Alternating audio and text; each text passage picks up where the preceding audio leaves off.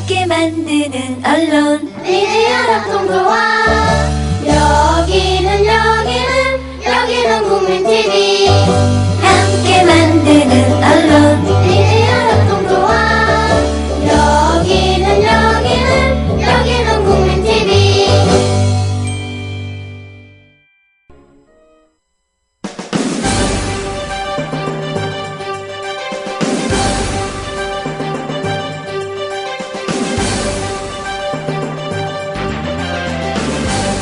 정치평론가 이강윤의 오늘.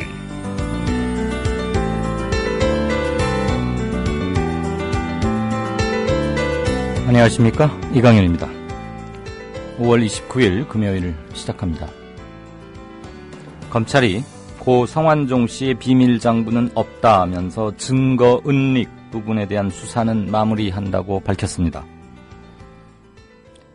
이른바 친박계의 핵심들인 김기춘, 유정복, 부산시장 등등 고 성완종 메모에 나왔던 것 중에서 액수나 시기 등이 특정된 건에 대해서도 수사를 마무리하려는 전 단계가 아닌가라는 의심을 받기에 충분합니다.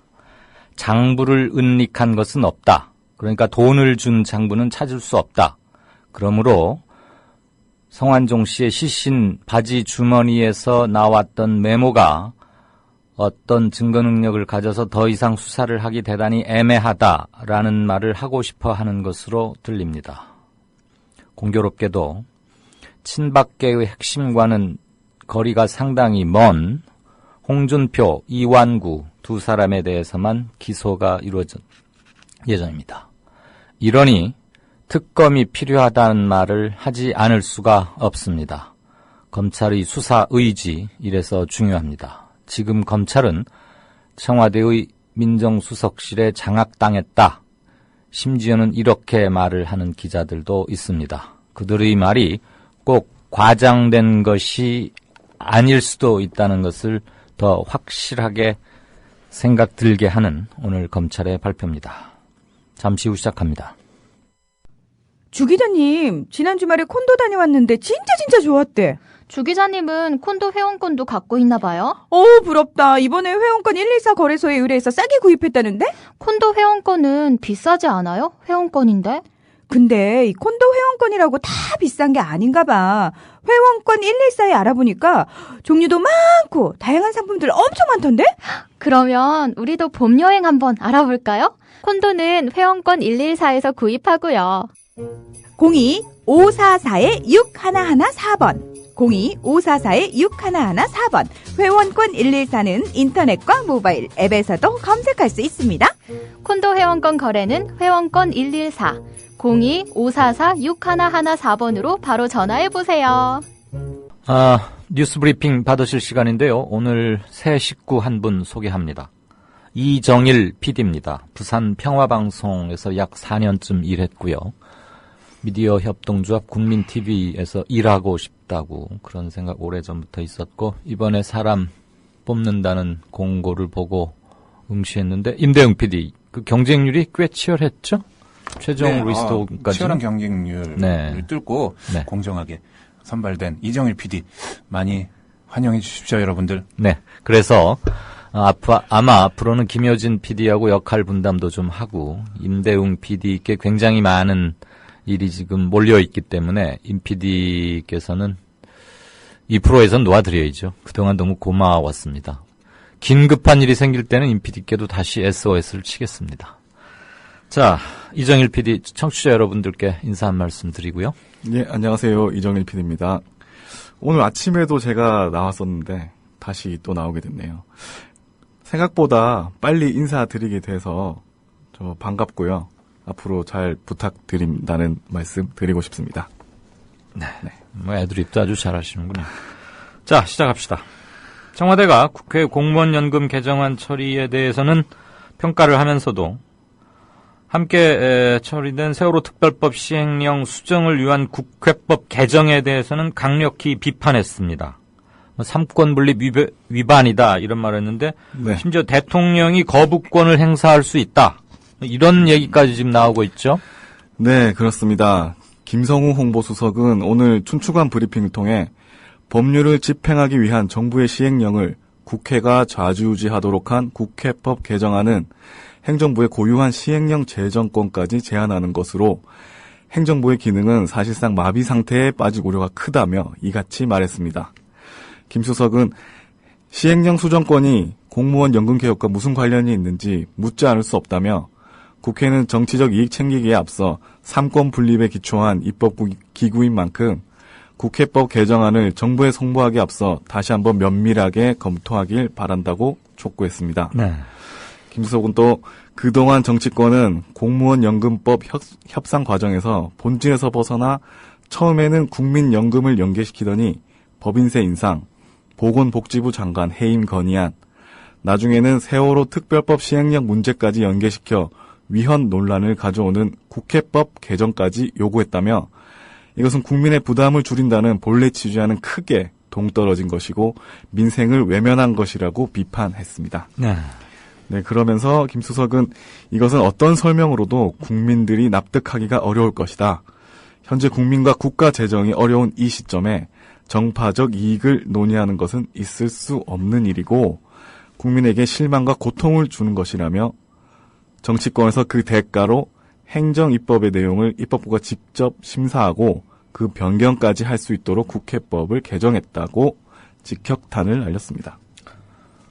대통령 거부권 행사에 대해서도 언급이 있었어요. 네.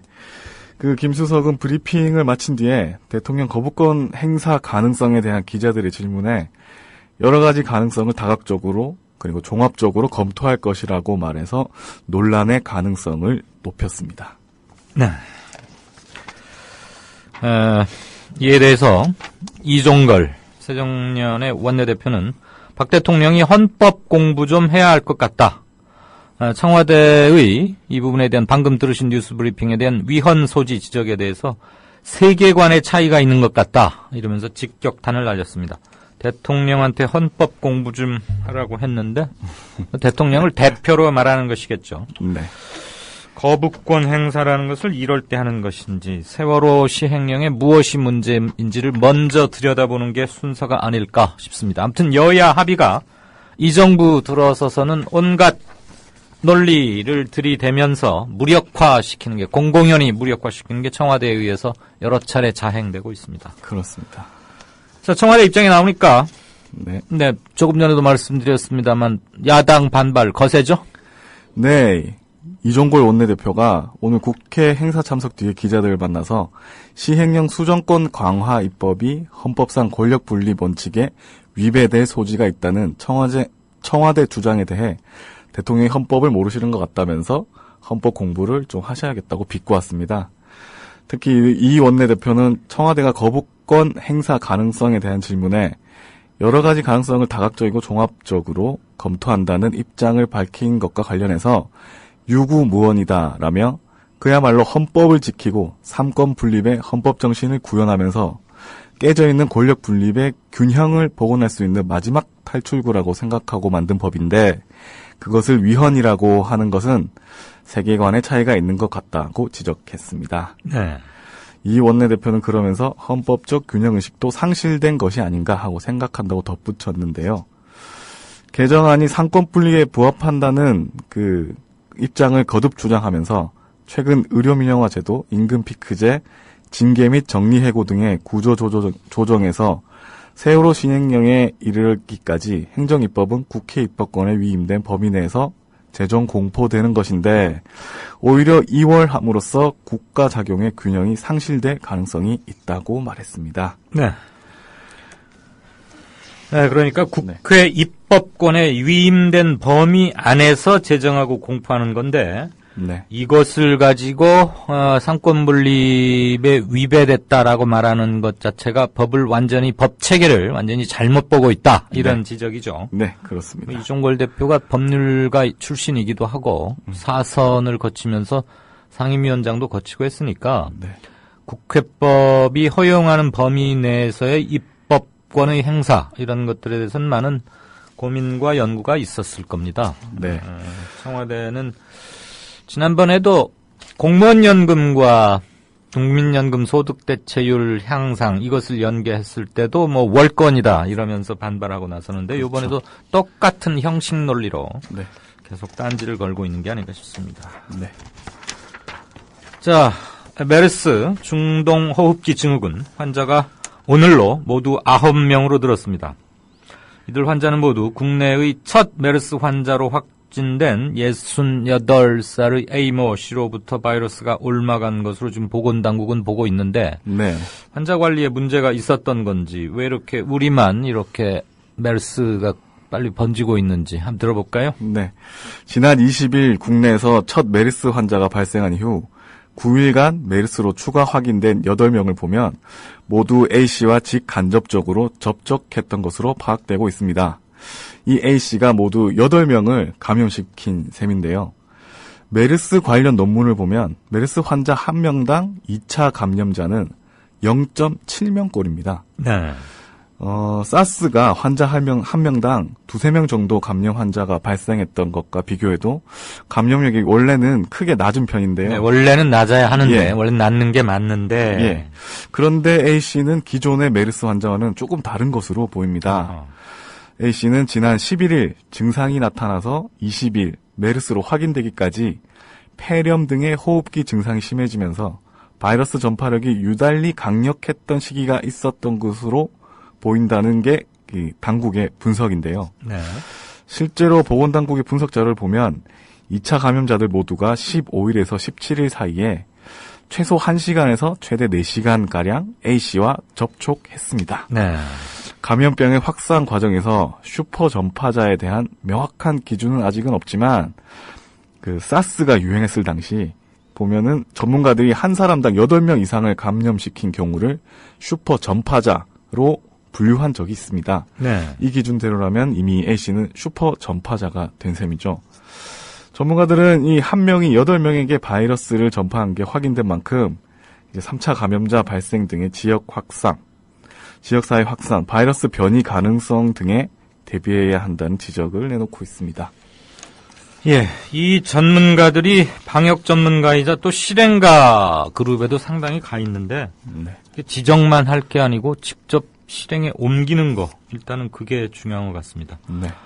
메르스가 논문에 따르면 환자 1명이 네. 2차 감염시키는 게 0.7명꼴 그러니까 채 1명이 안 된다는 얘기인데 네. 이 슈퍼 환자로 지금 명명된 이 최초 확진자 A씨에 의해서 8명이 감염됐다. 그 말은 물론 확진 때까지 시간이 오래 걸렸고 그 사이에 전파력이 높았던 그 시기 때 집중적으로 그렇죠. 전파가 된 것 같긴 합니다만 초기 관리에 약간의 문제는 있었다. 이런 점은 사후적으로나마 지적은 되어야 할 것 같습니다. 네. 자, 황교안 국무총리 후보자가 신임 총리로 적합하다는 의견이 그렇지 않다는 의견보다 조금 많다. 이런 여론조사 결과가 나왔군요. 네, 한국갤럽은 지난 26일에서 28일 전국 성인 남녀 1,006명을 대상으로 한 휴대전화 여론조사를 한 결과 황 후보자에 대해 적합하다는 응답이 31%, 적합하지 않다는 대답이 24%로 집계됐다고 오늘 밝혔습니다. 하지만 절반에 육박하는 44%가 적합도에 대한 의견을 유보한 것도 주목됩니다. 네. 한국갤럽은 올해 1월 말 이완구 전 총리 지명 후 직후 조사에서도 적합 응답률이 39%로 부적합 응답률 20%를 앞섰지만 2주가 지난 인사청문회 즈음에서는 적합 29%, 부적합 41%로 역전된 바가 있다고 말했습니다. 우선 적합 의견은 새누리당 지지층 53%, 그리고 60세 이상 48%, 대구 경북 지역 43%, 이렇게 이런 지역에서, 그리고 이런 구간에서 우세했고, 적합하지 않다는 입장은 새정치민주연합 지지층 46%, 그리고 30, 40대 40% 등에서 상대적으로 많았습니다. 네. 황 후보자가 적합하다는 응답자 316명은 그 이유로 무난하다, 그리고 다른 문제가 없다, 이게 16%로 가장 많이 꼽았고요. 경력, 출신, 경험이 11%, 그리고 대통령과 관계가 좋다 10%, 비리가 없고 청렴하다 9%, 능력 있고 치밀하다 8% 등이었습니다. 반면에 부적합하다는 응답자 246명은 완전히 반대인데요. 개인 비리, 재산 형성 의혹 19%, 본인의 병역 문제 4% 등 도덕성 측면을 가장 많이 지적했고 공안검사 출신의 민주화 탄압이 10%, 법조계 인사 9%, 개혁적이지 않고 편파적이다 8% 등이었습니다. 네. 예, 절반의 이번 조사에서 우선 눈여겨봐야 할 대목은 적합이 31, 적합하지 않다가 24, 그래서 약 7%포인트 정도 차이 나는 것도 있지만 약 절반에 육박하는 44%가 적합하냐 아니냐에 대해서 아직은 잘 모르겠다, 대답을 하지 않겠다라고 유보한 것, 이게 아닌가 싶습니다. 만약에 지금 요번에 유보한다고 대답한 사람들 중에서 상당수가 이건 좀 문제 있는 거 아닌가라고 돌아서면 적합하다는 응답보다 적합하지 않다는 대답이 앞설 가능성이 있으면 물론이려니와 이게 더 큰 세를 이룰 수도 있는 거죠. 물론 꼭 여론조사대로 청와대가 따라서 하거나 그런 건 아니었지만 네. 향후 정치적 파장 이런 것들은 면밀하게 살펴야 할 자료 중에 하나일 겁니다. 여론조사가요. 네. 오늘 진짜 인터뷰에서는 새정치연합의 김광진 의원 연결해서 황교안 국무총리 후보자의 병역 기피 의혹과 안보관 이거 검증 어떻게 할 건지, 뭐가 문제인 것으로 보고 있는지, 그리고 그동안 보도되었던 것들 말고 혹시 또 살펴보아야 할 것들은 뭐가 있는지, 좀 찾아낸 게 있는지 등등 같이 얘기 나누겠습니다. 네. 전하고 싶거나 대신 제가 물어봐 주었으면 하고 생각하는 것 있으시면 게시판에 올려주십시오. 최대한 반영하겠습니다.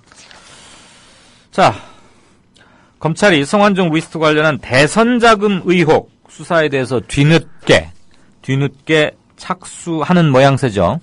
네, 검찰 특별수사팀은 오늘 새누리당 대선 캠프의 전직 수석 부대변인인 김모 씨의 자택 등 두세 곳을 오늘 전격 압수수색했습니다. 검찰은 압수수색을 통해 대선 당시 활동 내역이 담긴 자료와 컴퓨터 하드디스크 등을 확보한 것으로 알려졌습니다. 검찰에 따르면 김 씨는 2012년 11월에서 12월 대선을 앞두고 경남 기업의 재무 담당이었던 한장섭 전 부사장으로부터 2억 원의 불법 정치 자금을 받은 의심을 사고 있습니다. 검찰은 성 회장이 남긴 금품 로비 리스트를 단서로 수사를 해오는 과정에서 한 전 부사장으로부터 이 같은 진술을 확보한 것으로 전해졌습니다. 이는 성 전 회장이 자살하기 직전 경향신문과의 인터뷰에서 홍문종 새누리당 의원에게 돈을 전달했다고 주장한 시점 및 액수와 일치합니다. 네. 홍 의원은 당시 새누리당 대선 캠프에서 조직총괄 본부장을 맡았고요. 검찰은 김 씨를 상대로 실제 한 전 부사장으로부터 돈을 받았는지와 돈의 사용처를 조사할 것으로 전해졌습니다. 김 씨는 언론인 출신으로 충청포럼을 통해 성 전 회장과 인연을 맺어온 것으로 알려졌습니다. 검찰이 대선자금 수사의 키맨으로 지목되고 있는 김 씨에 대한 소환에 나서며 본격적인 대선자금 수사로 확대될지 주목됩니다. 네, 일단 성완종 씨의 비밀 장부는 없다.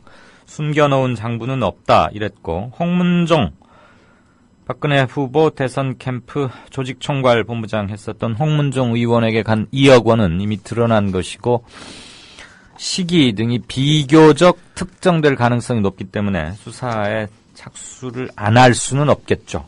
처음 오프닝에서도 말씀드렸지만 수사 의지가 무엇보다도 중요할 겁니다. 자, 대법원 판결 기사 하나 볼까요? 음주 측정을 거부한 운전자를 경찰서로 연행하는 과정에서 불법 행위가 있었다면 해당 운전자를 처벌할 수 없다. 이런 대법원 판결이 나왔군요. 네, 이번 판결은 아무리 명분과 근거가 분명해도 공권력 사용은 최대한 엄격하고 제한적이어야 한다는 점을 재확인했다는 점에서 의미가 크다는 분석입니다. 대법원 일부는 음주 측정 거부 혐의로 기소된 자영업자 강모 씨에게 무죄를 선고한 원심을 확정했다고 오늘 밝혔습니다. 강 씨는 지난해 2월 경남 김해시의 한 도로에서 술을 마신 채 운전을 하다 정지 신호를 받고 정차 중 그대로 잠이 들었다가 단속 중인 경찰에 발각됐습니다. 네. 당시 강 씨의 몸에서는 심한 술 냄새가 나고 얼굴이 붉게 달아오는 등 음주운전을 한 정황이 뚜렷했는데요. 경찰은 현장에서 강 씨에게 30분에 걸쳐 4차례나 음주 측정을 요구했지만 거부했습니다. 그러자 경찰서로 임의 동행을 요구했고요. 검찰은 강 씨의 음주 측정 거부 혐의로 기소를 했습니다. 하지만 1, 2심은 모두 강 씨에게 무죄를 선고했습니다.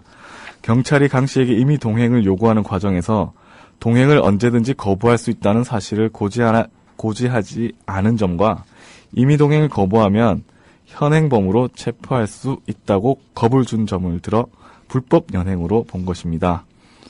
대법원의 판단도 동일했습니다. 재판부는 경찰의 음주 측정 요구가 적법한 임의 동행 요건을 갖춘 상태에서 이뤄졌다는 증거가 없다며 무죄를 선고한 원심은 사실 인정과 법리를 오해하는 등의 위법이 없다고 강 씨의 손을 들어줬습니다. 네, 그러니까 정리해 보자면 당신 이렇게 계속 말 안 듣고 음주 측정 거부하면 현행범으로 체포할 수 있다. 이렇게 그렇죠. 겁박한 점. 그리고 네. 언제든지 변호사의 조력을 받을 수 있고 진술을 거부해도 좋다라는 미란다 원칙을 충분히 고지하지 않은 점. 이 두 가지 때문에 네. 음주운전을 한 것은 뚜렷하긴 하지만 측정 거부한 것을 처벌할 수는 없다 이 얘기죠. 네, 그렇습니다.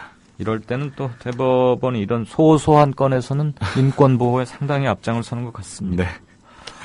뭐 이렇다고 또 술 마시거나 그래서는 물론 되지 않죠. 자, 전 세계에서 가장 많이 실행되는 애플리케이션, 앱이라고도 하죠. 그게 네. 우리나라 카카오톡이라면서요? 네.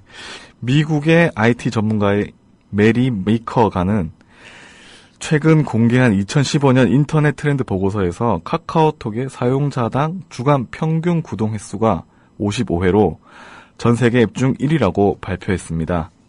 이는 미국의 앱 사용 분석 업체인 퀘트라가 올해 1분기 동안 150개 국가 안드로이드 사용자 7,500만 명의 앱 사용을 조사한 결과를 인용한 것인데요. 이 보고서에 따르면 이 기간 가장 많이 실행한 앱 상위 10개 중 6개가 메신저 앱이었습니다. 네. 이 가운데 카카오톡은 다른 5개의 메신저보다 평균 1.5에서 7배에 자주 실행하는 것으로 나타났습니다. 최대 7배까지 네. 많이 실행된다 이겁니까? 네. 네. 그러면 카카오톡 가입자 수가 그렇게 많다는 겁니까? 아니면 우리나라 사람들이 특히 메신저를 활용하는 활용도가 높다는 얘기입니까? 두 개 다가 아닐까요? 그렇습니까? 예. 네. 네이버 라인도 가입자는 상당하다고 하던데. 네.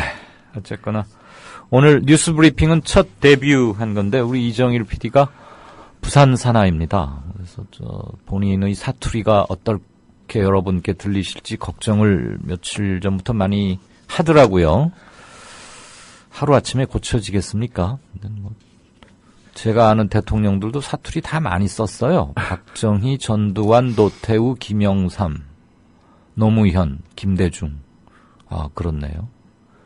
이명박 씨는 무슨 사투리인지 아주 이상하게 귀를 긁어대는 그런 거였는데 우리 이정일 PD 뭐 잘 해나가리라고 믿습니다. 자, 첫날 고생 많았습니다. 예, 수고하셨습니다. 네. The American people realize that this cannot be made a fight. Our working thesis tonight is this quotation. If this fight against communism is made a fight between... 안녕하세요. 뉴스K 앵커 노지민입니다. 제 앵커석 옆에는 4명의 언론인 사진이 걸려 있습니다.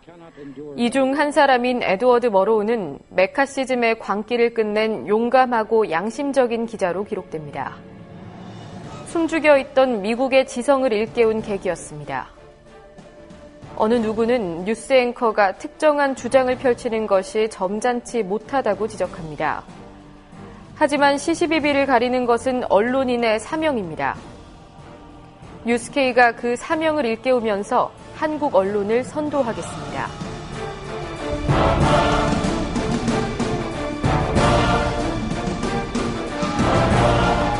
공정보도라는 미명에 몸을 숨긴 기계적 중립. 품위 품격이란 미명에 존재를 감춘 엘리트주의. 뉴스K는 하나하나 혁파해가고 있습니다. 오늘 저녁 7시 당신의 진실한 전달자 뉴스K 많은 시청 바랍니다. 네, 5시 막 들어왔습니다. 지금 조금 전에 들어온 속보 하나 짧게 전하고 게시판 보죠. 알래스카 남서부 해안에서 규모 6.8의 지진이 발생했습니다. 다행히 쓰나미 우려는 없다고 합니다. 아직 정확한 피해 규모는 집계되지 않고 있습니다. 알래스카의 남서부 쪽 해안이니까 우리와 직접적으로 관련이 있을 것 같지는 않습니다. 어쨌거나 네팔을 비롯해서 강진이 꽤 빈발하고 있는 것 같고요. 또 일본 남부 어디에서는 화산이 분화하고 그리고 연기가 상공 2.9km까지인가가 치솟고 있다. 그런 뉴스도 얼핏 본 것 같습니다. 자, 현재라는 게 항상 있기는 해왔는데 예, 보죠. 짱 오빠님.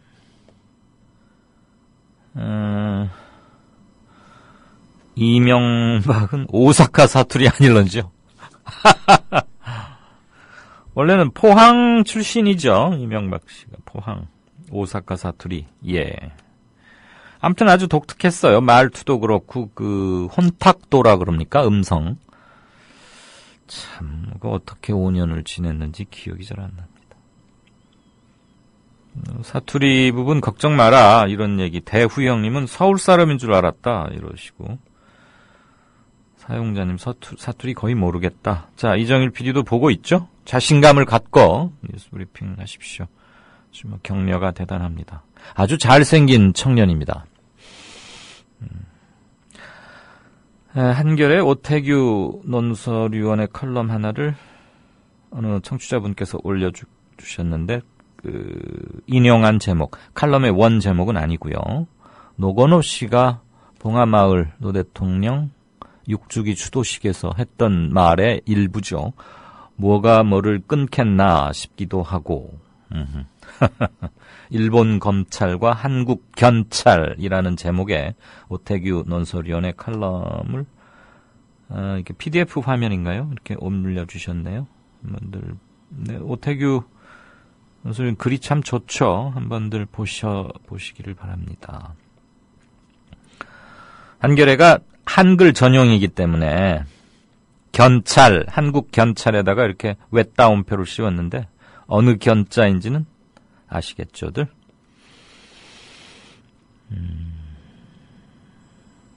그만해라 그네야님. 이분 외국에 계시는 분이 아닌가 싶은데요. 닉네임을 바꾸지 않으셨다면 닭과 정부가 고국수 소식 듣는 해외 동포들을 화나게 해서 신경 끊게 하려고 이러는 건지 원. 비가 두 달째 오는 텍사스에서. 텍사스에 지금 이렇게 비가 계속 추적이고 있나 보죠? 원래 이곳이 상당히 더운 곳 아닌가요? 사막도 먼지 않은 곳에 있고, 비가 두 달째 오면 장마도 아닐 거고 뭡니까? 근데 휴스턴 이런 데 사시는 모양입니다.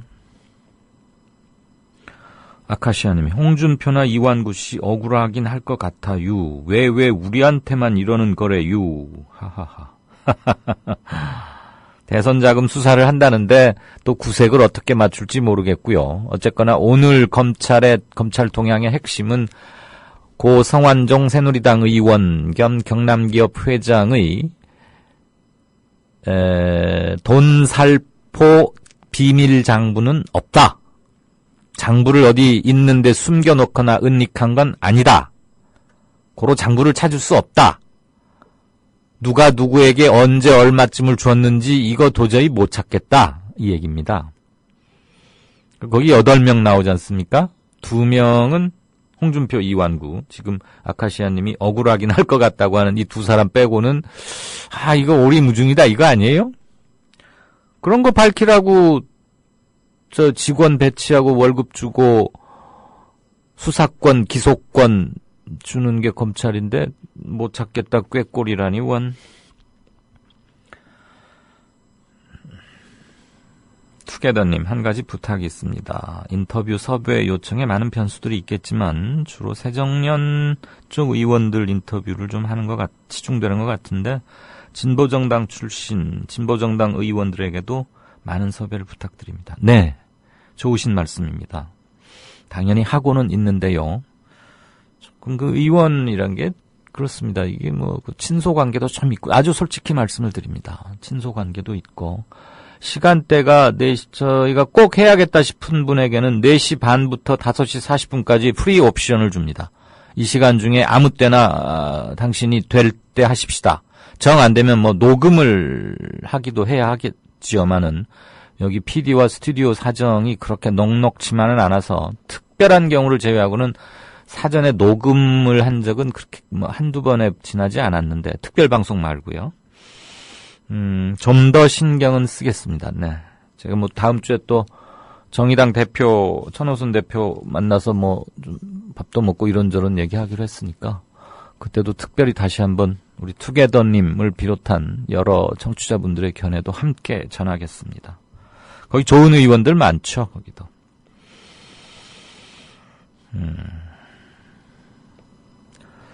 소리엘님, 계속해서 댓글 남겨주고 계시는 분이시죠. 대선자금 수사가 새누리당 쪽은 수사 신용만 하고 야당을 잡으려고 하는 것은 아닌지 모르겠다, 이런 말씀하셨고, 2.55님, 굉장히 중요한 것 지적해 주셨네요.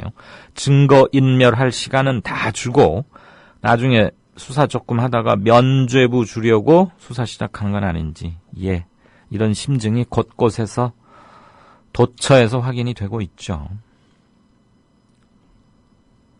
한국갤럽의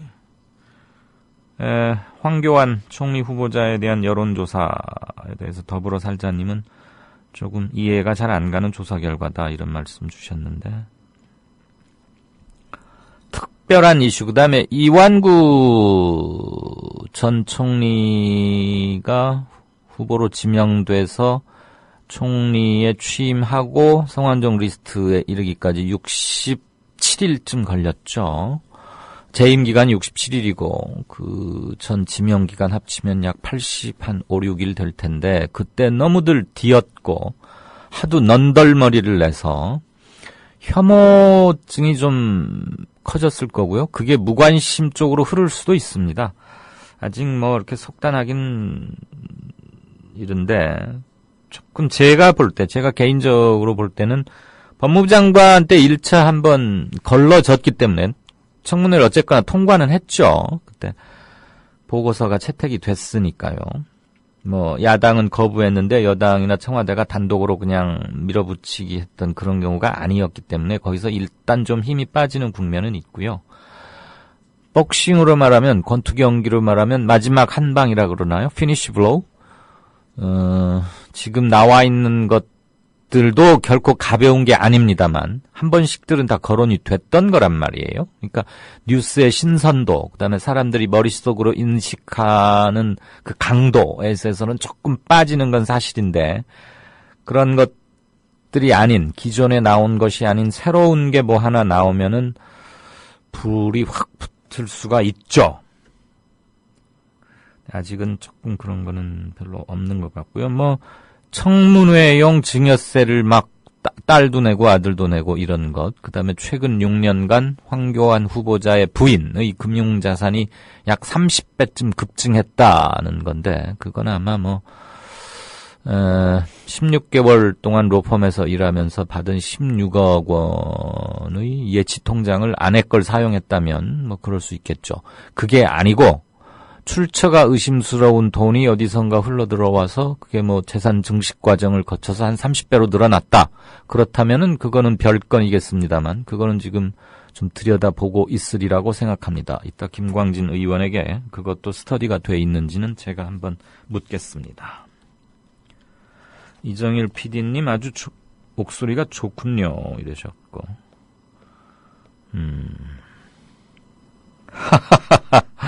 오동팔님, 유머 감각이 아주 대단하십니다. 골겜이라 그러나요? 페이소스라 그러나요? 대통령이 이 시간쯤 나와서 어리버리하게 한마디 할다가 됐답니다. 아, 마스크도 쓰고 그런다는데 그렇게도 통제가 어려운가요? 메르스 관련해서요. 그러게요. 빨간 구명조끼 입고 있는데 왜 그렇게 찾기가 힘들답니까? 라고 말하는 거하고 똑같죠. 그랬더니 아무 생각이 없는 이라는 닉네임을 가지신 분께서는 파란집 대변인의 변자를 한문으로 쓰셨는데 청와대는 재난의 컨트롤 타워가 아니다. 메르스도 우리가 저기 할 게 아니다. 뭐 이런 얘기를 할지도 모른다고 하셨고.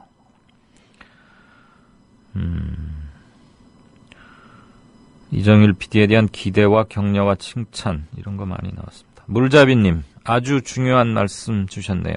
새겨 읽겠습니다. 법률에 위반되는 시행령을 만든 것부터가 위헌 아닌가요? 국회의 입법에 대해서 대통령이 왈가왈부할 자격이 없는 것이죠. 물론 특수사항에 대해서는 국회의 결정에 대해서 대통령이 거부권을 행사할 수 있습니다. 명확히 정해져 있죠. 몇몇 건이라고요. 어느 거에 한해서 무조건적인 거부권은 아니고요. 모든 법률에 대한 거부권은 아닌 걸로 알고 있고요.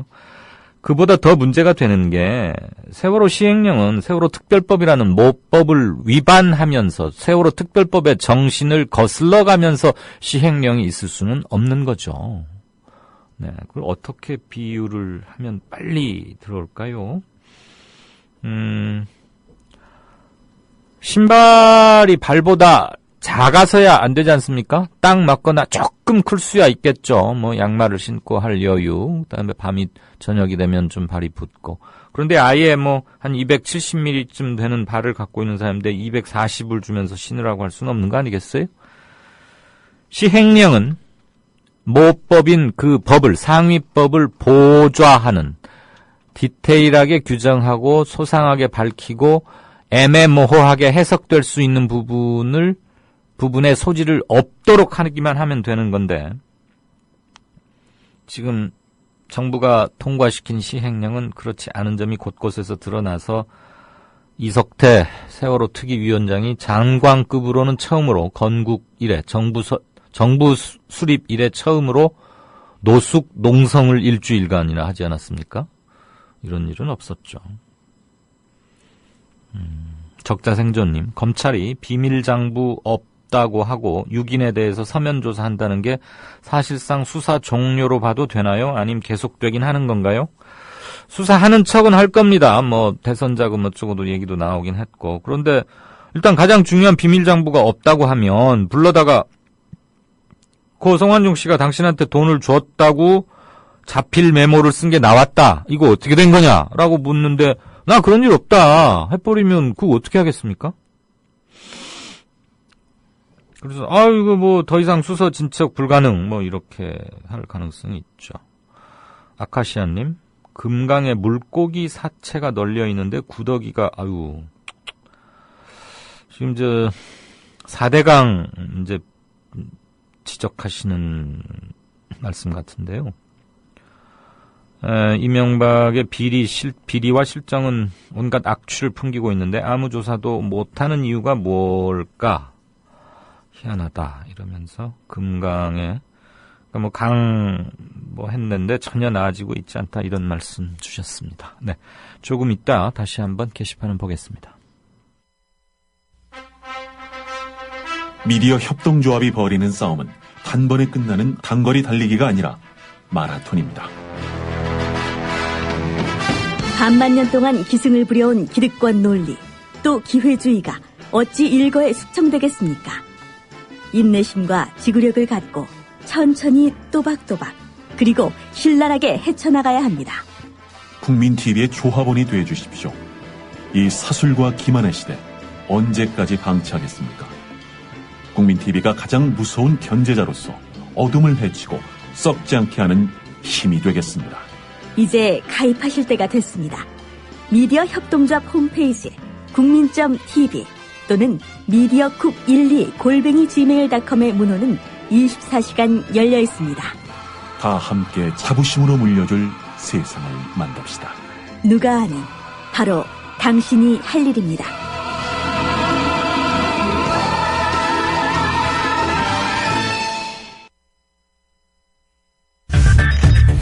이강윤의 오늘, 이제는 정가 산책으로 함께합니다.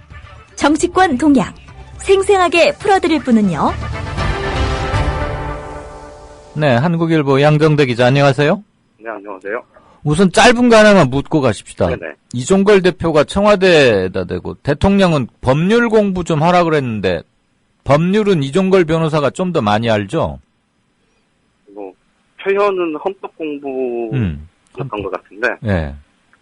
뭐 아무래도 율사 출신이니까 더 잘 알겠죠? 예. 그 왜 자꾸 지난번 공무원연금하고 국민연금 할 때도 월권이다, 삼권 분립이다 그러더니 뭐 여야 합의만 하면 자꾸 그런데요. 그나저나 공무원연금법 개정안 뭐 오늘 새벽에 하긴 했는데 네네. 그 처리는 뒷전이고 국회법 개정안을 놓고 지금 당청 간에 또 심상치 않아요. 예, 사실 어제 저녁 상황, 그러니까 밤 상황부터 좀 정리를 해봐 주시죠. 굉장히 논란이 좀 컸고 사실 오늘 아침 신문을 아마 여러 개 신문을 다 보신 청취자분들이라면 아마 제목들이 조금씩 달라서 이게 뭐야 뭐 이렇게 생각을 하시는 분들이 계셨을 텐데요. 그렇죠. 요즘 기자들만 봐요. 종이신문은 독자들은 이렇게 여러 개 놓고 보는 사람 거의 없어요, 사실. 그런가요? 네. 그렇군요. 갑자기 힘이 쭉 빠져서. 마감 시간도 다르고 애매한 시간이긴 했어요. 예. 그렇죠. 그러니까 어제 오후에 사실 좀 많이 늦어질 거다라고 생각을 했는데 사실 이제 잠정 합의안이 5시가 좀 넘어서 6시 안팎에 이제 잠정 합의가 여야 원내대표 사이에 이제 되면서 이제 책상 타결 전망이 밝아졌다 이런 얘기가 나왔습니다. 그래서 그런데 여야 원내지도부가 잠정 합의안 그 합의안에 대해서 새정치민주연합은 곧바로 의원총회를 열어서 만장일치로 추인을 했는데 새누리당에서는 최고위원회의에서 결론을 내지 않고 의원총회를 열어서 의원총회의 이 결과에 따르기로 그렇게 했고 의원총회에서는 조건부 추인을 했었거든요. 그런데 이제 그 조건부 추인을 한 게 핵심적인 내용이 바로 이제 국회법 개정안 부분이었는데 어제 여야 원내대표가 잠정 합의한 내용은 크게 2가지 정도로 요약이 가능합니다. 하나는 어쨌든 공무원연금법 개정안 본회의에서 처리하고 그와 맞물려서 이 공적연금 균형 강화를 위한 국회 특별위원회 특위를 설치하고 사회적 기구도 구성한다. 이런 게 하나가 들어가 있고요. 그 관련한 세부 내용은 이제 저는 지난번에 여야 안에 이제 이미 합의가 됐기 때문에 운영 규칙이나 뭐 그런 부분들은 어제 논란거리인지 더 이상 안 됐었고요. 다른 하나가 바로 이제 야당이 마지막에 이 쟁점화에 사실상 뭐 성공한 거라고 봐야 되겠죠. 세월호 특별법 시행령의 개정 문제였는데 이 문제에 대해서 이 새정치민주연합도 당장 모든 걸 다 마무리 짓자는 주장에서 한 발 물러났고 또 새누리당 역시 그 절대 우리가 확영 못 해준다 해서 한 발 물러서면서 여야가 이제 합의점을 찾은 게 어쨌든 정부가 시행령을 통해서 사실상 좀 입법권을 침해하고 정부가 독단적으로 일처리를 하는 거에 대해서 국회 차원에서 입법부가 이 행정부를 견제하는 고유의 본래의 기능 이런 것들을 좀 복원하는 차원에서 이 시행령에 대해서 이 수정을 할 수 있는 권한을 좀 분명하게 명기하자. 이거는 이번에 처리를 하고 대신 세월호법 시행령과 관련한 이제 그 국회법에 근거해서 세월호법 시행령의 세부 내용을 조정하는 문제는 6월 임시국회에서 이제 하자 이렇게 단계적으로 접근하는 쪽으로 이제 여야가 이제 정치적인 합의를 이룬 거죠. 이 2가지가 이제 크게 핵심이었는데 그런데 이 여당인 새누리당의 이 잠정 합의안 추인 과정에서 후자 그러니까 국회법 개정 문제에 대해서 친박계인 이정현 최고위원 또 김재원 의원 이 김재원 의원은 특히 이제 청와대 지금 정무특보를 맡고 있어서 검사 출신이고 이 김재원 의원이 이제 율사 출신이긴 하지만 본인은 이제 개인적인 이 법률가로서의 의견을 피력한 거다 이렇게 얘기를 했었지만 사실은 그 2사람의 반대 특히 현 시점에서 보면 김재원 의원이 이 강하게 반대한 게 사실상 청와대의 의중이 반영된 걸로 그렇게 해석이 되면서 이 여당 내부에서 이 문제에 대해서 좀 짚고 넘어가야 된다는 이제 그런 분위기가 형성이 됐던 거고요. 다만 의원총회 전반적인 분위기는 어쨌든 잠정 합의안을 추인하는 것이 낫겠다라는 분위기는 많았지만 어쨌든 친박계가 이제 반발을 하는 걸로 그렇게 해석이 됐고 청와대 의중이 담긴 걸로 그렇게 해석이 되면서 이제 조금 유보가 된 거죠. 물론 이제 최종적인 협상권은 그 부분에 대해서 나머지는 이제 다 추인을 하는 거고 그 국회법 개정 문제와 관련해서는 이제 유승민 원내대표에게 일임한다 이제 이렇게 결론이 났었는데요. 근데 이제 이렇게 되다 보니 이게 청와대가 한 달 전 상황이 이제 데자뷰가 되는 거죠. 그러니까 이번에도 청와대하고 친박계가 여야 간의 잠정 합의안을 틀어버리면 또 트는 거구나. 라는 얘기가 나오면서 사실 그때 이제 상황에서는 이번에도 처리 못할 것 같다. 라는 쪽으로 이제 급격히 기사의 논조가 바뀌기 시작한 겁니다. 그 상황이 이제 밤 11시가 넘어서까지 계속 됐는데. 그래서 지금 각 조간들이 방향을 이렇게 잡았다는 얘기가 지금 그 얘기 때문에 나온 거군요. 그렇죠. 그래서 이제 그러니까 최종적으로 이제 결국 법안 처리가 가능하고 여야가 그 잠정 합의안에 원내대표가 사인을 한 게 이제 밤 12시가 넘어서 오늘 새벽이었거든요. 그러다 보니까 이제 일부 언론들이 결과적으로 이 아침 신해판 기사 중에 이 배달된 거에 이제 오보를 낸 경우들이 있었는데 어쨌든 여야 간 잠정 합의안 내용이 이제 그렇게 틀어지는 듯한 분위기였는데요. 그런데 이제 이게 밤 12시가 가까워지면서 상황이 한 번 더 급변을 하게 됩니다. 또 어떻게 해요? 그게 이제 이 상황인데요. 말씀드렸듯이 이제 새누리당에서 청와대하고 친박계가 이번에도 트는 모양이다라는 얘기가 나왔고 거기에 김무성 새누리당 대표가 아무리 공무원연금법이 급해도 우리가 위헌적인 법을 만들 수는 없는 것 아니냐라는 얘기를 하면서 이게 이제 딱 5월 6일 국회 본회의를 앞둔 상황하고 똑같아졌습니다.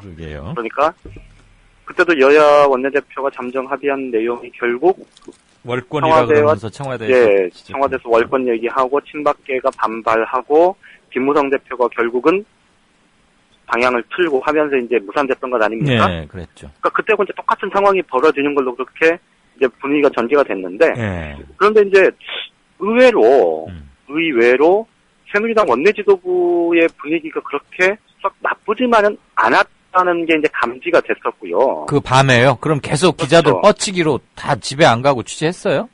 그렇죠. 오늘 다들 아마 저 같은 경우도 뭐 새벽 2시 정도까지 있었으니까요. 그 집에 가면서 후배한테는 야 별거 있으면 전화해 그러고 가고. 근데 이제 어쨌든 밤 11시 반이 넘어가면서 본회의가 조만간 열릴 거고 본회의에서 어제까지 이 여야가 합의했었던 임시국회 임시국회 시한을 하루 더 연장하는 쪽으로 본회의가 일단 열릴 거다 이런 얘기가 나왔는데 그 시점에 유승민 원내대표, 그러니까 김무성 대표와 유승민 원내대표가 중심이 돼서 원내 지도부 그리고 주요 당직자들 그리고 장윤석 의원을 포함한 장윤석, 홍익표 의원 등 이 율사 출신 의원들이 이 원내대표실에서 회의를 했습니다. 회의를 했고 새정치민주연합은 그때 따로 의원총회를 계속하면서 이 여당이 한 달 전하고 똑같이 이번에도 청와대가 또 여야 합의를 뒤집었다 뭐 이렇게 이제 성투를 하고 있는 와중이었죠. 그때도 김무성 대표가 중간에 잠깐 화장실을 간다고 나왔는데 그때도 김무성 대표는 위헌적인 요소 뭐 이런 얘기를 하다가 그 해당 논의가 다 끝나고 이제 본회의장으로 가는 과정에 그게 아마 11시 45분 정도 됐을 것 같은데요. 김무성 대표의 워딩이 바뀌었습니다. 뭐라고요? 야당이 우리가 요구하는 국회법 개정 잠정 합의안에 관한 내용을 좀 수정하면 좋겠고 만약에 야당의 수정을 받아들이지 않으면 잠정 합의한 그 원안대로 가는 것도 방법이다. 그렇게 김무성 대표의 워딩이 바뀌었습니다. 그러니까 그 전까지만 해도 잠정 합의안이 위헌 요소가 있다 이렇게 얘기를 해왔는데 그러다가 다시 또 바뀌었다. 예. 그렇죠. 잠정 합의안을 수용할 수 있다는 식으로 이제 바뀐 겁니다. 예. 그러면서 여야가 결국 물밑에서 협상을 진행하지는 않은 상황이었지만 예. 결과적으로 보면 이 김무성 대표 특히 유승민 원내대표가 잠정 합의안대로 가겠다는 생각을 그때 붙였던 것 같습니다.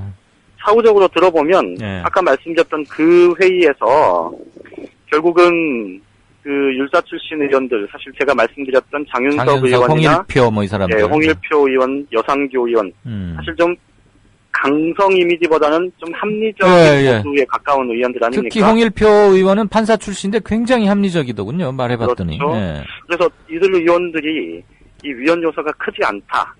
이렇게 의견 전달을 했다고 하고요. 거기서 방향을 좀 잡았었구나. 예. 그래서 김무성 대표가 야당이 안 받으면 어떻게 할 거냐라고 이제 최종 어쨌든 결론을 내야 되니까요. 예, 그렇죠. 그렇게 했고 유승민 원내대표가 원한대로 밀어붙이고 가자. 원한대로 가자. 어쨌든 공무원연금 관련 연금개혁 관련한 논의는 일단락을 짓고 빨리 털고 정리하고 가는 게 맞다. 이렇게 의견 제시를 했고 김무성 대표가 그렇게 하자라고 동의를 해서 최종적으로 그렇게 입장이 정리가 됐다 그럽니다.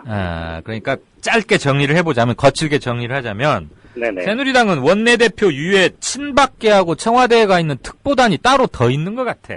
얘기를 들어볼 때마다. 어쨌거나 이정현, 김재원 등이 좀 브레이크를 걸었는데 김무성 대표가 도중에 아리까리 좀 이거 스텝이 약간 꼬이는 듯 싶더니 율사 출신 의원들이 아니다. 지금 여야 잠정 합의안 큰 문제 없을 것 같다라고 전문적 견해를 밝히면서 좀 힘을 실어주니까 김 대표도 유승민 원내대표한테 그냥 합시다. 이렇게 하고 해고 결국 밀어붙여서 3시 45분인가 새벽에 통과가 됐다. 이렇게 보면 되네요. 그렇죠. 이제 과정은 그랬고요. 그런데 이제 오늘 청와대가 공식적으로 근데 또 싫다고 하고 나왔잖아요. 그렇죠. 이제 국회법 개정안이 결국은 삼권 분립에 위배되는 거고 정부의 손발을 묶는 거다. 그래서 뭐 거부권 운운하고 그러면서 이제 김성호 홍보수석이 이제 그 직접 얘기한 건 아니고 이제 기자들이 거부권까지 가능하냐라는 질문을 하니까 거기서 이제 다각도로 검토하고 있다. 뭐 이렇게 얘기를 했는데 어쨌든 지금 청와대 분위기는 굉장히 안 좋대요. 그러니까 유승민 원내대표의 협상 결과에 대해서 마땅치 않구만. 마땅치 않은 정도를 넘어서는 듯한 분위기입니다. 이미 뭐 어제 기자들 사이에서 뭐 나왔던 얘기가 결국 다음 주면 뭐 새누리당 원내대표 경선 다시 하는 거 아니냐 뭐 이런 얘기까지 우스갯소리까지 나왔을 정도인데 지금 전체적인 분위기는 어쨌든 결과적으로 놓고 보면 유승민 원내대표와 청와대가 이제 대립각을 세우는 듯한 그런 상황인데요. 그 상황에 지금 김무성 대표가 사실상 이번에는 유승민 원내대표하고 이제 지금 같은 이 한 배를 탄 형국이 돼서 힘을 실어주는 이게 자칫 잘못하면 당청 갈등이 굉장히 좀 심화될 수도 있는 그런 상황으로 번질 가능성이 꽤 있어 보이고요. 이게 이제 주말을 경고하면서 특히 31일 날 지금 실무당정청 지금 협의가 예정이 돼 있는데요.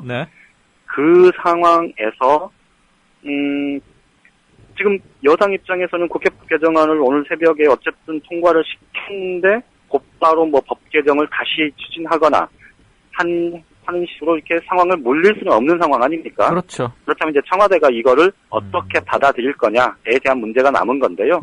그 문제에 대한 조율이 좀 31일 날 어떻게 의견 조율이 되느냐에 따라서 다음 주 상황, 이 여권 전체가 좀 이 내홍이 심화될지 아니면 어쨌든 봉합하고 갈지가 결정이 될 것 같습니다. 이번 주말 특히 일요일이 분기점이 되겠네요. 그렇죠. 어쨌거나 청와대에서 영 화를 안 풀면 유승민 원내대표를 정치적 거물로 만들어줄 것 같은데? 글쎄요, 이제. 쟤하고는 같이 못 가겠다. 전당대회 새로 하자. 그러면은 누가 바톤을 이어받든 간에 아무튼 유승민은 체급이 확 커지는 거 아닙니까? 글쎄요, 이제 지금 상황에서 보면 오늘 그 국회 개정안 표결 결과도 보면 이 친박계 의원들을 중심으로 해서 30여 표 정도가 이제 새누리당에서 이탈표가 나왔지 않습니까? 예. 유승민 대표, 원내대표 입장에서 보면 지금 이제 취임 4개월 정도 됐는데, 네. 4개월이 좀 안 됐는데요. 위기이자 기회이자 위기를 좀 빨리 맞이한 그런 상황이라고 보면 될 것 같고요. 네. 다만 이제 지금 현 상황에서 이제 유승민 원내대표가 어떻게 앞으로의 행보에 대해서 이제 전략적으로 판단을 하고 행보를 하느냐에 따라서 예. 이 정치인 유승민의 좀 그 이후 향로나 무게나 비중이나 그런 게 좀 달라질 수 있을 텐데 예. 말씀하신 대로 그 청와대가 사실 이제 김무성 대표 이 점에서 보면 또 김무성 대표가 이제 앞으로 어떻게 행보를 하느냐가 좀 굉장한 변수가 될 수 있거든요. 언제까지 수구리 하다가 언제서부터 딱 들었을지도. 그렇죠. 그래서 그 문제까지 포함을 하면 예. 말씀드렸듯이 이 당청 간의 갈등이 확 번질 수도 있고 아니면 현재는 좀 잠잠하게 어쨌든 봉합하고 가자 이런 식으로 결론이 날 수도 있는 상황이어서 이거는 좀 지켜봐야 될 텐데 어쨌든 청와대가 유승민 원내대표가 이 대야 협상에 대해서 예. 갖고 있는 이 분위기는 굉장히 좀 뭐랄까요 비판적이다라는 예. 게 단순히 좀 뭐 이렇게 했어 정도가 아니고 유승민 원내대표로는 안 되겠다는 그런 분위기도 꽤 지금 강하게 형성이 되고 있다는 게 손발 안 맞아서 일 못하겠다. 만약에 그렇죠. 이거 대통령께 거부권 행사합시다라고 누가 강력히 주창해가지고 정말로 우리 대통령께서 이거 안 되겠어 거부해버려 이러면 이제 동거 못하는 거 아닙니까? 그렇죠. 그렇게 되면 이제 진짜 새로 당청 뽑는 간에 크게 문제가 불거질 수 있고 또 당 내에서도 예. 친박계와 비주류 사이에 좀 분란이 커질 수 있는 그런 계기가 되겠죠. 6월 14일 날 방미하게 돼 있죠? 네네. 보름간 그런 일이 벌어지려나? 내기할까요? 글쎄요. 아이고, 그걸로 내기를 해. 자, 새정년은 어쨌거나 이번 5월 임시국회에서는 그래도 낙제점을 넘긴 건 물론이고 우리가 손해본 거 없다. 우리 나름대로 잘했다. 이런 자평 분위기라고요. 그렇습니다. 이게 어제도 잠깐 말씀드렸듯이 이정국 원내대표가 보여준 정치력이 꽤 좀 의미 있게 평가될 수 있는 대목들이 꽤 있는 것 같고요. 예. 그 점에서 보면 사실 19대 국회 들어서서 이 여야 협상 결과를 놓고 야당이 좀 잘된 협상이었다는 평가를 받은 적이 사실 없었죠. 거의 없는 것 같아요. 그렇죠. 제가 봐도 없었던 것 같은데. 특히 세월호 특별법 그 국면에서는 그렇죠. 세월호 특별법 같은 경우도 그랬었고 또 국정원 댓글 사건 같은 경우도 그랬었고 예. 이 국정원 개혁특위 구성도 마찬가지였고 그러면서 보면 이번 그 세월호법 시행령과 관련한 국회법 개정 논의를 결과를 이끌어낸 것 이런 걸 보면 사실 야당 입장에서는 굉장히 많은 걸 얻은 협상이었다 이렇게 볼 수 있을 것 같습니다. 그렇죠. 이종걸 원내대표가 이틀 전엔가 딱 세월호 시행령 개정 들고 나와서 저거 네네. 정말 연계가 될까 그랬는데 국회법 개정까지 일단 합의를 봤어요. 그렇죠. 참. 근데 그 과정에서 좀 한 가지 좀 재밌는 대목은 예. 이 유승민 원내대표가요. 예. 그 18대 국회 때 예. 그러니까 MB 정부에서 이명박 정부에서 4대강 사업을 사실 예비타당성 조사나 이런 거 없이도 가능하게 법 시행령을 갖고 자체적으로 만들어서 네. 사실 그거를 강력하게 추진을 했었던 거에 대해서 유승민 원내대표가 굉장히 비판적인 입장을 여러 차례 밝힌 적이 있습니다. 예. 아마 그러니까 시행령이 법 위에 군림하면서 이 행정부가 입법부를 무력화시키고 있다는 것에 대한 이 야당의 비판적인 의식뿐만 아니고 그 부분에 대해서는 유승민 원내대표도 좀 비슷한 생각을 갖고 있었기 때문에 아마 이제 이게 맞아떨어진 측면도 좀 꽤 있는 것 같은데 어쨌든 지금 상황에서 보면 야당으로서는 얻은 게 많은 협상이었다는 평가가 가능할 것 같고요. 예. 이게 이제 전체적으로 지금 4.29 재보선 참패 이후에 이 문재인 대표의 거취 논란을 포함해서 당내 분란이 굉장히 컸는데 어쨌든 문재인 대표도 좀 한숨 돌릴 수 있는 계기가 마련이 됐고 전체적으로 보면 당 지도부의 좀 안정감 이런 것들을 좀 회복할 수 있는 그런 계기로 작동을 할 수도 있을 것 같습니다.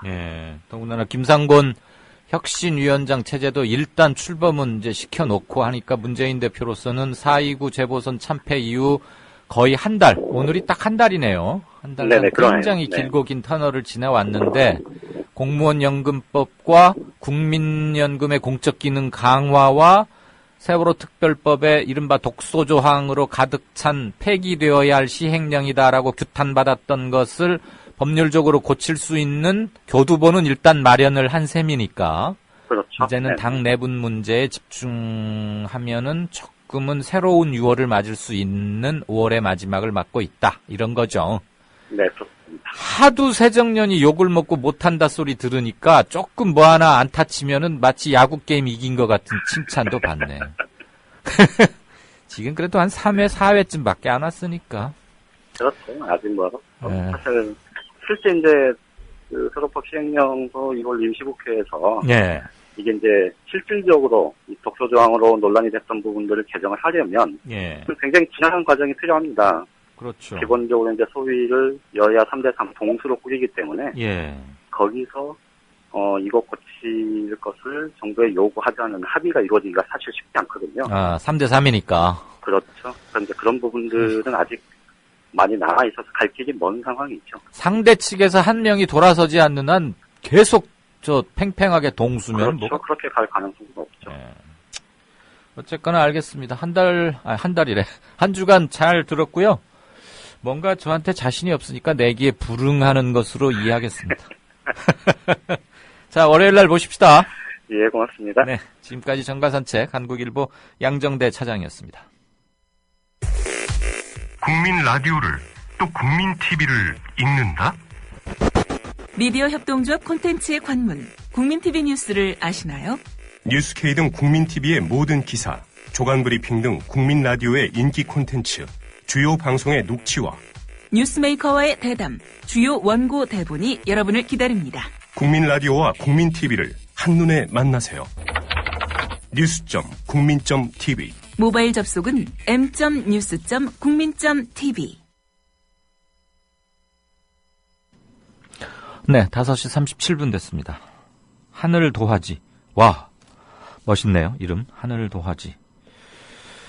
여기에다 수채화를 탁탁 그리면 얼마나 멋있을까요? 반대를 위한 반대를 하는 청와대, 통치를 위한 정치를 하는 그녀. 무식하면 용감하다는 말이 생각납니다. 네, 처음 뵙는 분 같아요. 하하하, KBM 3452님. 유승민 원내대표는 새누리당에서 유일하게 뇌가 장착된 사람이군요. 합리적인 점은 있죠. 사드 문제 때는 좀 도저히 이해할 수 없는 그런 것도 좀 보였었는데. 후다닥님, 요즘 닭 이런 거 들어가면 안 좋은 거 아닌가요? 아니, 후다닥이 안 좋다는 뜻이 아니고. 좋아요, 젊은 목소리들. 이쌤은 노련하시고. 이 이쌤이 저를 말씀하시는 거 아니죠? 제가 노련하단 말을 들기에는 너무 저는 젊습니다. 후다닥님. 유승민 원내대표가 기내와 동급이 되는 거네요. 그럴 수 있어요. 뭐 동급까지는 아니더라도 아무튼 뭐 거부권 행사하고 그래서 여야 아주 강력 반발하고 유승민 원내대표 사퇴하면서 청와대 친박들의 문제점에 대해서 한마디 깡치를 탁 받고 나가고 그러면서 자기 노선 기치 들고 하면은 대구 출신의 3선 정도가 아니고 이제 TK의 새로운 정치적 강자로 부상할 그런 가능성은 충분히 있다고 봅니다. 또 강단도 있고요, 사람이. 뭐 나무집 일에 뭐 감배 별로 노라소리 하고 싶진 않습니다만 그 정도 수순까지는 보이지 않나 싶고. 그 메르스 환자가 아닌가 하고 의심받았었는데 중국으로 출장 떠난 우리 환자 한국인 있었죠. 중국 보건당국에서 검사했는데 메르스 환자 확진 판정을 받았습니다. 그러니까 거기서도 이제 뭐 활동 제한이라거나 이런 저기를 하겠죠. 그랬더니 그러면 그분하고 같이 비행기를 타고 간 아시아나 항공 비행기 타고 간 사람들 어찌 되나. 사스 때도 이런 일이 많았죠. 그럼 이제 주소지 추적해서 가서 뭘 체크를 하든 보건 검역 당국으로 오라고 하든 사스 때는 일정 부분 특정한 장소에 머물게 해서 2, 3일 동안 예우를 본 뒤에 보내놓고 뭐 이랬었는데 이번에는 좀 그런 거 아닌 것 같습니다. 로즈님, 천안에 계신 그 로즈님이십니까? 저 웬만한 모임 때도 막 천안에서 서울까지 지하철 타고 오셔가지고 밤 10시쯤인가 탁 일어나서 2시간 걸려서 가시고 그러는 그분이 아니신가 싶습니다. 반갑습니다. 아주 열정적이시고. 이번에 참 부산 북콘서트에도 에서도 뵀어요. 거기로 오신 건 아니고 봉화마을에 들렸다가 봉화마을까지 오신 김에 제 북콘에도 오신 거였겠죠. 이강윤 쌤이 슬쩍 물으면 양 부장은 정말 진지하게 답을 해서 웃음이 난다. 그래야 되는 겁니다. 원래 앵커가 물으면 다 진지하게 대답해야죠. 안 그러면 양정대 부장 잘라버릴 거예요. 모법을 위배한 시행령이라 코레일 3단 분리 민영화, 의료 민영화, 상하수도 민간 위탁 이런 것들 문제 현재 진행형이다. 네, 이거 한번 이가경님 좋은 말씀 주셨네요. 깜빡하고 있었는데 이거 안 그래도 한번 따져봐야겠다 싶었습니다. 다음 주에 리포트로 좀 긴 리포트로 보고 겸 드리겠습니다. 마지막 안내 하나 하고 진짜 인터뷰 들어가죠. 이강윤 선생님, 승현 아버지 기억나시죠? 이승현 아버지 이호진 선생입니다. 이호진 씨 3보 1배단, 지금 승현이의 누나 아름 양과 함께 3보 1배를 하고 있는데 얼마 전에 천안을 지난다고 큐브님, 또 로즈님 이런 분들이 사진 이렇게 올려주시고 한 거 봤는데 오는 30일, 그러니까 내일 모레 이틀간 성남 지역을 지나십니다. 경기 남동부 쪽인가요? 성남, 판교, 분당, 죽전, 용인 이런 데 사시는 분들 좀 관심을 가져주셨으면 좋겠네요. 날짜별로 이렇게 지나는 코스는 여기 안내가 돼 있고요. 아마 이거는 많이들 퍼날르기에서 공유가 될 것 같고 이재향님께서 전해주신 바로는 어제와 오늘 용인지회의 희락 그리고 불족님이 이번 3배 1보단의 식사를 이렇게 모시는 그것을 아주 잘 치르셨답니다. 우리 한번 애쓰셨다는 말씀, 고맙다는 말씀 3보 1배단에게 그리고 예를 갖춰서 진지, 끼니를 챙겨드린 희락님과 불족님에게 마음의 박수 크게 보내십시다. 고맙습니다.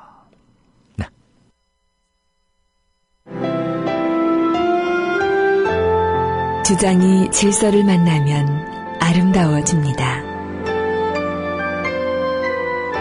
주장이 화해를 만나면 힘이 생깁니다. 주장이 감동을 만나면 희망이 됩니다. 주장이 배려를 만나면 마음을 움직입니다. 마음을 움직이는 힘, 배려에서 시작됩니다. 한국방송광고공사 공익광고협의회. 많이 힘들어. 많이 힘들어? 우울해.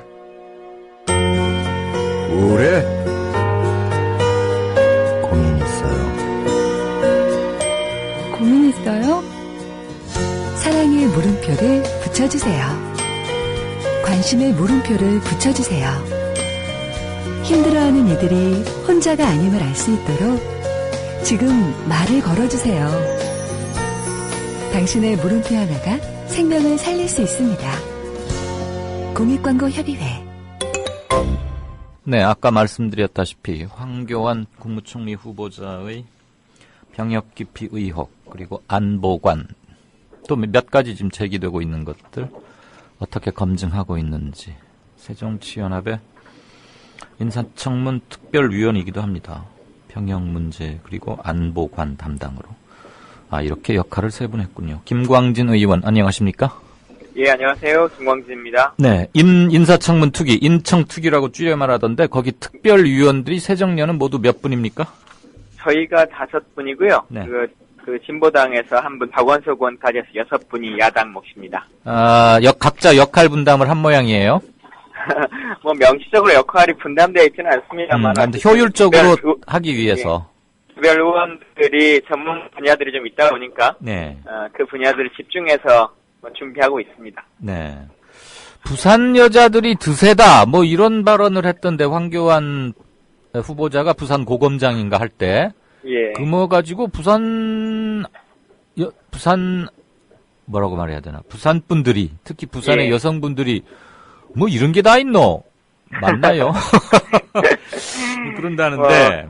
이분이 지금은 인천 준비하는 과정에서 말을 많이 아끼고 있습니다만, 어쨌든 오랜 기간 공직에 있었고, 또 다양한 분들과 교류를 했기 때문에, 그간에 나왔던 말들로 인한 말실수들, 또 각각에 대한 인식들, 이런 것들이 이번 후보자 인사청문회 때 더 많이 나오지 않겠냐, 그런 생각 가지고 있습니다. 그렇죠. 국무총리에 취임을 하면 자동적으로 양성평등위원회 위원장도 겸하게 돼 있는데, 예, 그렇습니다. 부산 여자들이 드세가지고 부산에는 무슨 가정 구타인가 뭐 이런 사건이 많고 어쩌고 그런 얘기는 정말 편향된, 이분 편향된 거 종교. 예, 이분이 뭐 여러 가지 상황들이 뭐 종교성 혹은 역사성 그리고 민족성 이런 것들이 다 좀 편향됐다라고 하는 것들이 이제 많은 중점 사항이어서 그런 것들이 좀 전문적으로 검토돼야 될 거라고 생각하고 있습니다. 자, 질문 들어가십시다. 예. 병역 면제 과정 960 몇만 명 중에 단 4명만 그것도 10년 동안 따져보니까 단마진으로 면제를 받았다는데 진짜로 그렇게 단마진으로 고생을 해서 군대를 못 갈 정도면 사법고시 시험은 어떻게 하고 검사직이나 공직, 일상생활 운위가 가능합니까? 사실 이제 저희가 이걸 전문가들하고 지금 계속 좀 논의를 하고 있는데요. 과연 그런 상태에서 사법고시가 가능했겠느냐. 실제로 뭐 어려서 병을 앓았다고 하는 것이 아니라 1979년도에 만성 단마진으로 병역이 면제가 되고 바로 이듬해인 80년대에 사법고시 1, 2차를 합격해서 통과가 되거든요. 그렇기 때문에 과연 정상적으로 학습을 할 수 있었던 상황인 것인가라고 하는 것이고 두 번째는 생활 자체도 가능할 정도, 그러니까 일반적으로 우리가 아토피나 뭐 이런 것 정도처럼 일상생활하기 위해서 간지럽다라고 하는 수준을 넘어서서 군대를 면제받을 정도의 수준이지 않습니까? 과연 그러면 일상생활이 어느 정도나 가능하겠고 또한 만약 지금 이분이 다 병이 나았다고 할지라도 혹은 후유증이나 뭐 이런 것들이 있는 것인지 또한 장기적으로 복용하는 약물이 있는 것인지 뭐 이런 여러 가지 것들을 종합적으로 지금 좀 체크를 하고 있는 과정입니다. 본인 말로는 17년인가 14년 동안 꾸준히 약을 먹었다. 그런데 의료 진료 기록이 보관 의무 기한이 10년밖에 안 돼서 지금은 그 진료 기록을 제출할 수는 없다. 뭐 이런 말을 하고는 있더라고요. 예. 뭐 지난번 장관 청문회 때도 동일한 이야기를 하셨던 것 같은데요. 그런 상황이라면 뭐 최근 10년간은 그 병이 한 번도 재발하지 않았고 전혀 문제가 없다라고 하는 것을 말하고 있는 거지 않습니까? 병역 의료기가 10년이기 때문에 과연 그런 것들까지도 맞는 말일지에 대한 것을 한번 파악해봐야 될 거요. 또 그때 같이 학교를 다니셨던 많은 분들이 있기 때문에 그런 분들과 같이 좀 얘기를 제보를 받아서 여러 가지 상황들을 같이 점검해야 될 것 같습니다. 요것 좀 물어봐 주세요. 또는 스터디 좀 해봐 주세요. 제가 궁금한 건 딱 하나예요. 해필 어떻게 군대 신체 검사 갈 때 그렇게 가렵고 두드러기가 막 나고 그래서 일상생활도 못 해가지고 도저히 10년 동안 단 4명 딱 그러다가 그 이후로는 괜찮아서 요즘은 안 가려우신지 밤에 잘 주무시는지 하긴 뭐 곧 총리가 될 거니까 잠이 잘 오긴 기뻐서 잠을 잘 못 주무실 것 같긴 한데 그러니까 그때로 딱 씻은 듯이 나으셨는지 사실은 지난번 장관 청문회 때도 그게 계속 논쟁이었는데 그때는 약간 얼버무리고 넘어갔던 것들이 있습니다. 근데 지금은 의료에 대한 상황이라든가 군면제에 대한 과정들, 경과들 이런 것들을 좀 면밀하게 보고 있기 때문에 장관 청문회처럼 그렇게 쉽게 넘어갈 수는 없을 것 같고 또한 시기가 누가 봐도 그 사법고시 시험을 앞두고 다급한 상황에서 이제 군이라고 하는 것이 닥쳤기 때문에 아시는 것처럼 사법고시가 1차가 있고 2차가 있지 않습니까? 근데 이분 같은 경우는 대부분의 분들은 1차는 여보세요? 전화 상태가 조금 좋지 않습니다. 여보세요? 제 말 들으십니까? 전화 다시 걸겠습니다. 교활한 아이님께서 막 하나 올려주셨는데요. 짧은 팔 와이셔츠 입는 건 한국 사람들이나 하는 짓이다라고 황교안 한이TV.com 아마 한겨레에서 하는 한이TV에서 이런 보도를 한 모양이죠. 아마 뭐 이렇게 자주 긁고 해가지고 뭔가 상처가 있어서 이렇게 얘기를 한 건지 아니면 원래 드레스 셔츠라고 그래서 남자가 옷을 입는 예법상 긴 셔츠를 입는 게 풀 셔츠 그 복식을 말하는 건지는 모르겠습니다만. 자, 김 의원 다시 연결됐습니까? 예. 말씀하시죠. 예. 네. 그래서 과연 이제 정상적인 상황이 가능할지에 대한 여러 가지 것들을 보고 있는 중입니다. 네.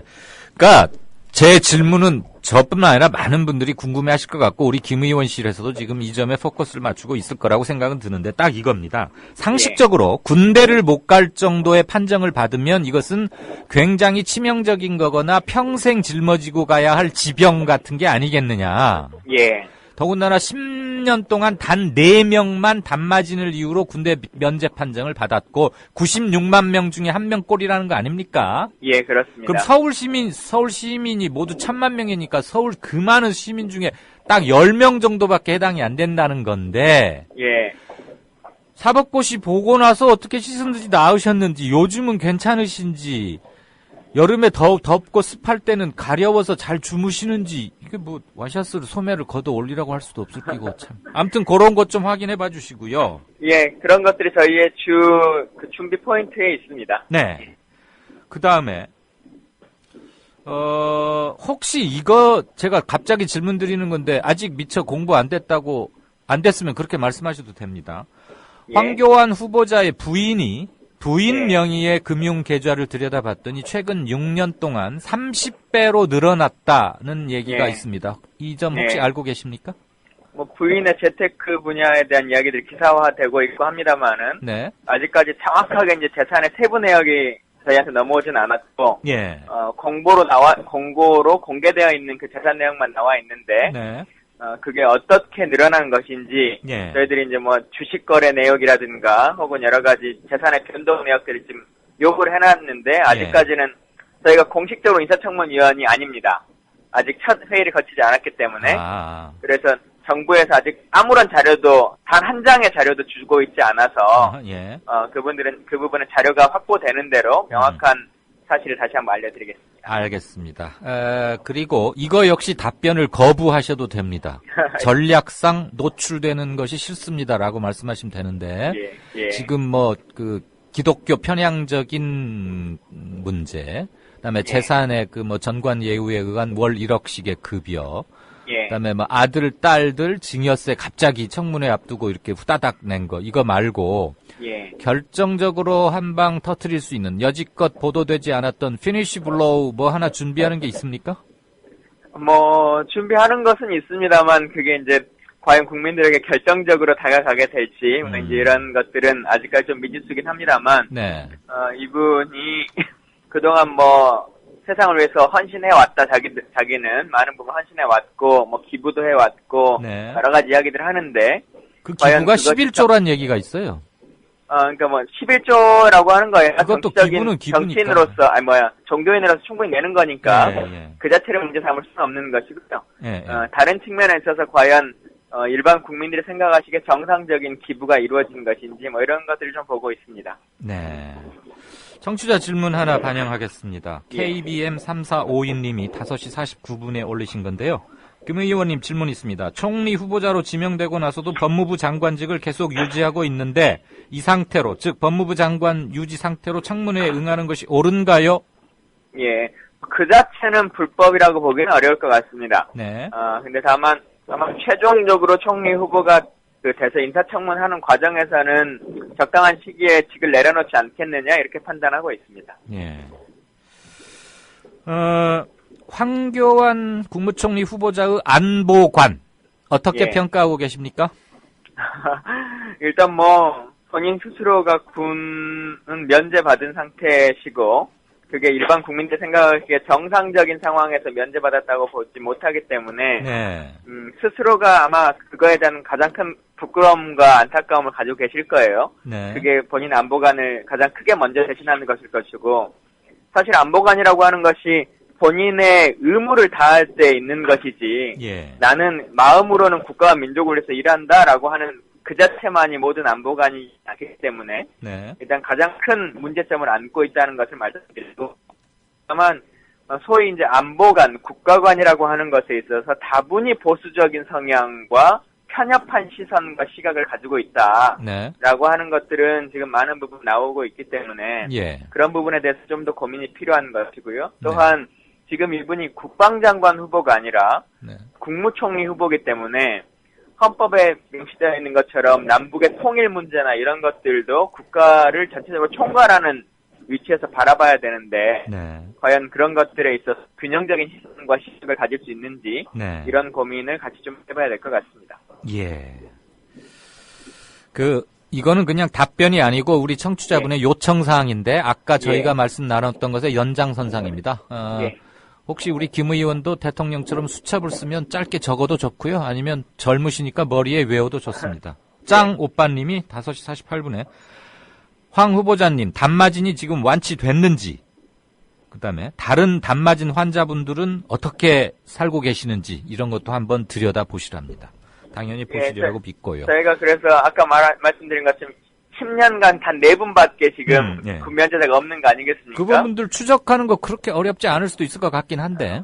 개인 신상이라 병무청에서나 공개하지는 않겠습니다만 관련하신 분들을 좀 찾고 있는 중이긴 합니다. 제가 피부과 의사 친구가 있으니까 필요하면 말씀하세요. 예, 좀 연락 좀 부탁드리겠습니다. 마지막 질문입니다. 미스터 국가보안법, 미스터 국보법이라는 별명을 황 총리 후보자는 갖고 있습니다. 약간 편향된 것은 누구도 인정할 수 있는데 그게 국무총리직을 수행하는데 어떤 영향을 미칠지 지나친 편향이 어느 한쪽으로 무게중심이 쏠릴지는 않을지 이런 거에 대한 우려가 국민들 사이에 많습니다. 짧게 좀 부탁드려서 미안합니다. 그것이 저희로서도 가장 큰 염려입니다. 국무총리는 모든 부처를 총괄하고 통할해야 되고 또 어쨌든 대통령 유고시에 국가를 대리해야 되는 위치에 있는데 과연 그 편향적인 시선들을 다 버려낼 수 있고 균형감을 가질 수 있을지 이게 대북 문제뿐만 아니라 국내에 있는 많은 그 분들에게 있어서도 진보와 보수 모두를 아우를 수 있을지 걱정스럽습니다. 알겠습니다. 여기까지 시간 때문에 듣는 걸로 하겠습니다. 김광준 의원 고맙습니다. 활약 기대하고요. 이광윤의 오늘 준비한 순서 여기까지입니다. 한 주 동안 들어주셔서 대단히 감사합니다. 주말 잘 보내시고 월요일 날 다시 뵙겠습니다. 고맙습니다.